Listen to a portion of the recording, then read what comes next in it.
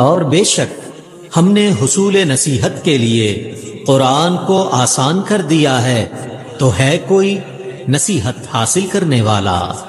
اعوذ باللہ من الشیطان الرجیم، بسم اللہ الرحمن الرحیم۔ قل فرما دیجئے، ان اگر کانت ہے لکم الدار الآخرہ، تو تمہارے لیے آخرت کا گھر، عند اللہ اللہ کے پاس، خالصتم خاص طور پر، من دون الناس سوائے دوسرے لوگوں کے، فتمنوا الموت تو تم آرزو کرو موت کی، ان کنتم اگر ہو تم صادقین سچے، ولن اور ہرگز نہیں، یا تمنوہ وہ آرزو کریں گے اس کی، ابدم کبھی بھی، بما قدمت اس کے سبب جو آگے بھیجا، ایدیہم ہاتھوں نے ان کے، واللہ اور اللہ تعالی علیم جاننے والا ہے، بالظالمین ظالموں کو۔ تفسیر: اہل کتاب کہا کرتے تھے کہ جنت صرف ہمارے ہی لیے ہے کیونکہ ہم اللہ کے پیارے ہیں وغیرہ وغیرہ۔ رب تعالیٰ نے اس آیت میں ان کی باتوں کا جواب دیتے ہوئے فرمایا،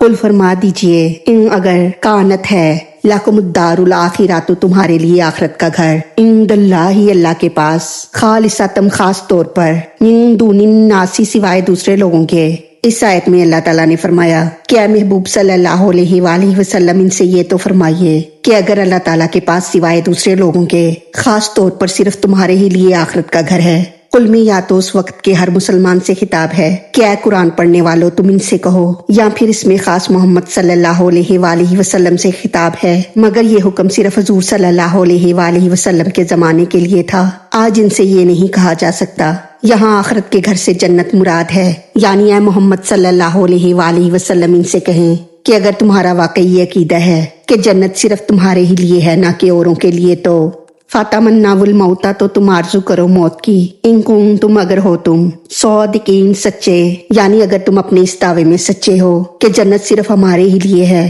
تو پھر ایک بار موت کی تمنا تو کرو اور یوں کہو کہ اے اللہ ہمیں موت دے دے، کیونکہ تم سمجھتے ہو کہ تم جنتی ہو اور جنت میں جانے کا ذریعہ موت ہے۔ وہ لوگ یہ سن کر موت کی آرزو نہ کر سکے تو رب تعالیٰ نے آئندہ کی خبر دیتے ہوئے فرمایا، وَلَن اور ہرگز نہیں، یا تمنوہ وہ آرزو کریں گے اس کی، ابدم کبھی بھی، یعنی یہ لوگ جب تک زندہ رہیں گے کبھی بھی موت کی تمنا نہ کریں گے، بما قدمت اس کے سبب جو آگے بھیجا، ایدیہم ان کے ہاتھوں نے، یعنی یہ اس لیے موت کی تمنا نہیں کریں گے کیونکہ انہیں اپنے عملوں کی خبر ہے کہ ہم جو عمل کر چکے ہیں ہمیں ان کی پوری پوری سزا ملے گی، کیونکہ اکثر کام ہاتھ سے ہوتے ہیں، اس لیے یہاں ایدیہم فرمایا گیا۔ واللہ اور اللہ تعالیٰ علیم جاننے والا ہے، بالظالمین ظالموں کو، یعنی اللہ تعالیٰ ظالموں کو خوب جانتا ہے اور وہ ان کو سزا بھی خوب دے گا۔ اب ان آیات کا خلاصہ یہ ہے کہ یہ لوگ کہا کرتے تھے کہ جنت صرف ہمارے ہی لیے ہے، ہم اللہ کے بیٹے اور اس کے پیارے ہیں وغیرہ وغیرہ۔ رب تعالیٰ نے ان کی باتوں کا جواب دیتے ہوئے فرمایا